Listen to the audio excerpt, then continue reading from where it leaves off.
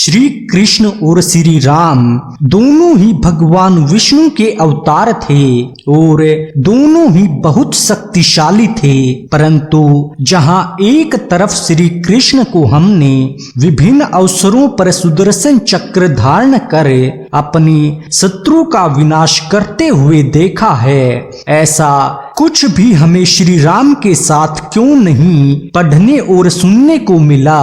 ऐसा ही कुछ करते हुए हम श्री राम को क्यों नहीं देखते। क्या प्रभु श्री राम सुदर्शन चक्र उठाने में सक्षम नहीं थे?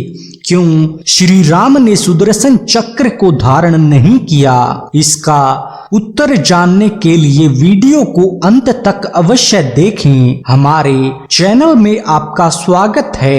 अगर आपको हमारे वीडियो पसंद आते हैं तो कृपया चैनल को सब्सक्राइब और वीडियो को लाइक अवश्य करें। पद्म पुराण के उत्तर कांड अध्याय 253 के अनुसार एक समय भगवान शिव पार्वती जी से पूर्व काल की बात बताते हुए कहते हैं कि एक समय स्वयंभू मनु ने श्री हरि की घोर तपस्या की थी और उनसे यह वर प्राप्त किया था कि श्री हरि 3 जन्मों तक उनके पुत्र हों। तब श्री हरि बोले, जगत के पालन और धर्म की रक्षा का प्रयोजन उपस्थित होने पर भिन्न भिन्न समय में मैं तुम्हारे जन्म लेने के पश्चात मैं भी तुम्हारे यहाँ अवतार लूंगा।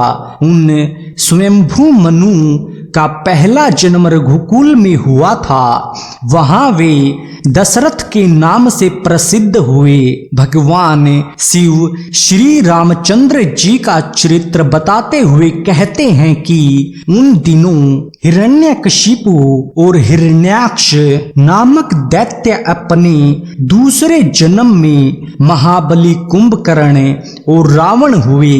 रावण ने वर प्राप्ति के उपरांत तीनों लोकों पर विजय पाली थी। वह बड़ा ही दुष्ट आत्मा था। उसे देवता, दानव और राक्षसों द्वारा अवध्य होने का वरदान था। राजा दशरथ की पत्नी कौशल्या के पुत्र के रूप में साक्षात श्री हरि ही अवतीर्ण हुए थे। तदंतर कैकेयी के गर्भ से भरत का जन्म हुआ था। वह पंचजन्य संघ के अंश के रूप में प्रकट हुए थे। इसके बाद सुमित्रा ने लक्ष्मण तथा शत्रुघ्न को जन्म दिया था। लक्ष्मण जी भगवान अनंत के अंश से और शत्रुघ्न सुदर्शन के अंश के रूप में प्रकट हुए थे। इस संपूर्ण वृतांत से हमें यह ज्ञात होता है कि सुदर्शन चक्र तथा शंख भरत एवं शत्रुघ्न के रूप में अवतरित हो चुके थे। इसलिए श्री राम ने सुदर्शन चक्र धारण किया हो या उसका उपयोग किया हो, इसका वर्णन हमें रामायण तथा किसी भी पुराण में नहीं मिलता।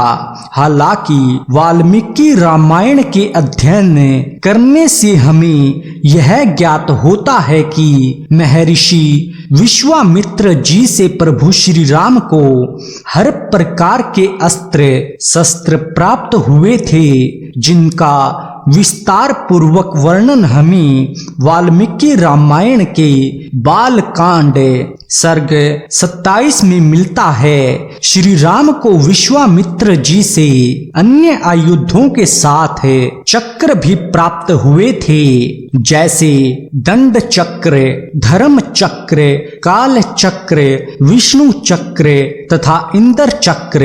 इनमें कहीं भी सुदर्शन चक्र का वर्णन नहीं है, क्योंकि सुदर्शन चक्र पहले शत्रुघ्न के रूप में जन्म ले चुके थे।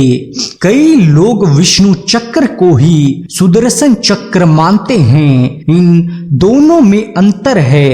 भगवान शिव का त्रिशूल और श्री हरि के सुदर्शन चक्र के समान अन्य कोई अस्त्र शस्त्र पूरे ब्रह्मांड में नहीं है। श्री कृष्ण ने अपना पर ब्रह्म स्वरूप, विश्व रूप तथा चतुर्भुज रूप महाभारत में कई अवसरों पर दर्शाया था, जिससे यह पुष्टि होती है कि वह साधारण मनुष्य रूप में पृथ्वी पर अवतीर्ण नहीं हुए थे। महाभारत के भीष्म पर्व के 35वें अध्याय में जब अर्जुन को श्री कृष्ण के विश्व रूप के दर्शन होते हैं, उसके बाद श्री कृष्ण अर्जुन से कहते हैं कि हे अर्जुन, मैंने अपनी योग शक्ति के प्रभाव से यह मेरा परम विराट रूप तुझको दिखलाया है, जिससे तेरे अतिरिक्त दूसरे किसी ने पहले नहीं देखा था। मेरे इस प्रकार के इस विकराल रूप को देखकर तुझको व्याकुल नहीं होना चाहिए। तू भय रहित होकर मेरे शंख, चक्र, गदा, चतुर्भुज रूप को फिर देख। इस प्रकार चतुर्भुज रूप के दर्शन देने के पश्चात अपने स्वाभाविक मनुष्य रूप में आ गए थे।